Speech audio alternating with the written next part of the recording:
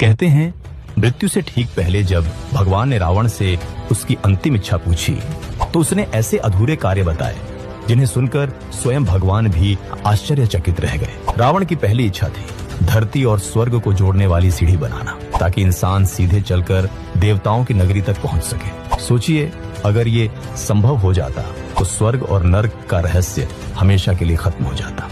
दूसरी इच्छा, वह चाहता था कि कोई भी बच्चा अपने पिता से पहले न मरे। रावण के अनुसार यह दुनिया का सबसे बड़ा अन्याय है।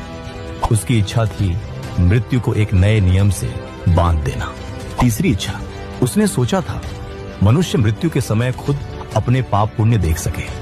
इसके लिए वह एक अद्भुत यंत्र बनाना चाहता था जिससे यमराज के दूतों की जरूरत ही खत्म हो जाती और इंसान खुद जान पाता कि उसे स्वर्ग मिलेगा या नर्क। चौथी इच्छा, रावण की नजर सिर्फ मानव जीवन पर ही नहीं बल्कि प्रकृति पर भी। वह चाहता था कि समुद्र का पानी मीठा हो जाए ताकि प्यास से कोई न मरे। सोचिए आज अगर समुद्र मीठे होते तो पूरी दुनिया कैसी होती। पांचवी इच्छा, उसकी एक और इच्छा थी चांद को उसके काले धब्बों से मुक्त करना।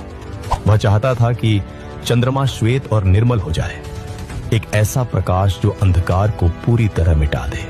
छठी इच्छा, सोने से भरी लंका में रहते हुए भी रावण चाहता था कि सोने में सुगंध हो ताकि उसका राज्य केवल वैभव से नहीं बल्कि सुगंध से भी महके। सातवीं इच्छा, उसने सोचा था बलि राजा को मुक्त करने का, वही बलि जिसे वामन अवतार ने पाताल में भेज दिया था। रावण मानता था कि ऐसा राजा जिसकी दानशीलता बेमिसाल थी उसे कैद में रहना ही नहीं चाहिए।